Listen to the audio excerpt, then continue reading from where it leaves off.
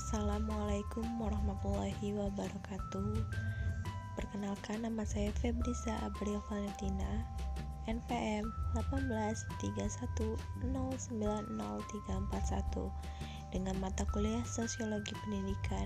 Dosen pengampu Erin Nur Maulidia, Sarjana Sosial, Magister Pendidikan.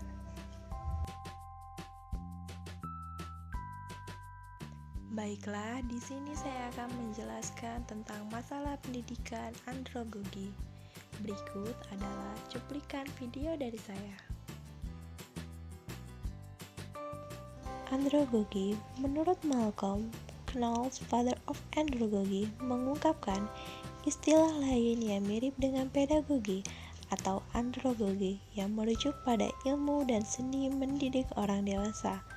Andragogi berasal dari bahasa Yunani anar atau dewasa, agogos atau ago yaitu membimbing. Sedangkan definisi andragogi berasal dari dua kata, yaitu pendidikan yang diartikan sebagai sebuah usaha sadar dan andragogi yang diartikan sebagai dewasa.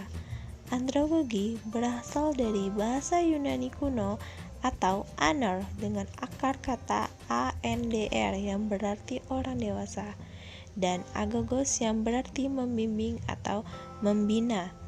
Menurut Pearson, menyatakan bahwa pendidikan orang dewasa adalah semua aktivitas pendidikan yang dilakukan oleh orang dewasa dalam kehidupan sehari-hari yang menggunakan sebagian waktu dan tenaganya untuk mendapatkan tambahan intelektual.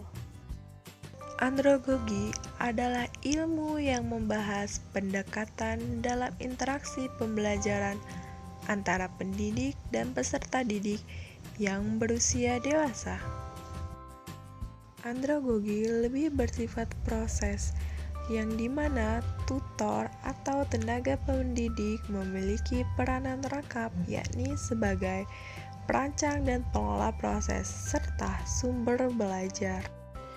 Karakteristik andragogik yang pertama adalah memiliki lebih banyak pengalaman hidup. Kedua, memiliki motivasi yang tinggi untuk belajar. Ketiga, banyak peranan dan tanggung jawab yang dimiliki. Keempat, kurang percaya diri atas kemampuan diri yang mereka miliki untuk belajar kembali. Kelima, pengalaman dan tujuan hidup orang dewasa lebih beragam daripada para pemuda. Keenam, makna belajar bagi orang dewasa. Materi selanjutnya adalah tentang proses perencanaan kegiatan pembelajaran andragogi. 1. Menyiapkan iklim belajar yang kondusif, yang dimana faktor lingkungan berpengaruh terhadap keberhasilan belajar. Oleh karena itu, dalam pembelajaran modul andragogi, langkah pertama yang harus dikerjakan adalah menyiapkan iklim belajar yang kondusif. Kedua, menciptakan mekanisme perencanaan bersama, yaitu perencanaan pembelajaran dalam model andragogi dilakukan bersama antara fasilitator dan peserta didik.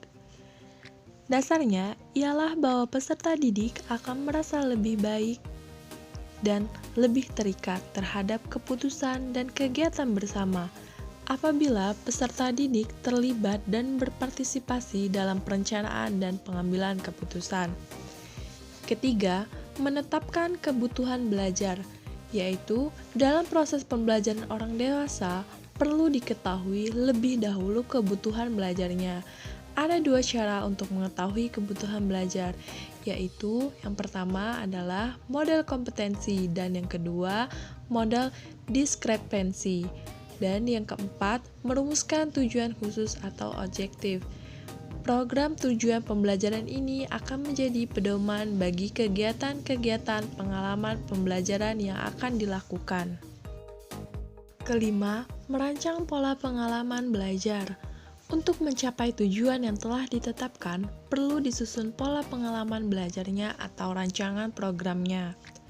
Keenam, melaksanakan program atau melaksanakan kegiatan belajar. Di sini, untuk melaksanakan program kegiatan belajar adalah apakah sudah cukup tersedia sumber daya manusia yang dimiliki, memiliki kemampuan membelajarkan dengan menggunakan model andragogik. Dan yang ketujuh, mengevaluasi hasil belajar dan menetapkan ulang kebutuhan belajar. Yang mana proses pembelajaran model andragogi diakhiri dengan langkah mengevaluasi program. Pekerjaan mengevaluasi merupakan pekerjaan yang harus terjadi dan dilaksanakan dalam setiap progres pembelajaran. Tidak ada proses pembelajaran tanpa evaluasi. Proses evaluasi dalam model pembelajaran andragogi bermakna pula sebagai proses untuk merediagnosis kebutuhan belajar. Penyebab rendahnya kualitas pendidikan di Indonesia ada 4, yaitu yang pertama masalah efektivitas, dan yang kedua masalah efisiensi, ketiga standarisasi pengajaran, dan yang terakhir relevansi pendidikan. Lalu, di sini ada permasalahan pendidikan di perguruan tinggi. Yang pertama, biaya pendidikan yang sangat mahal, dan yang kedua, banyaknya mahasiswa atau masyarakat yang kurang mampu yang mengakibatkan mereka harus putus studi. Dan yang ketiga ada privatisasi universitas dan institusi negeri.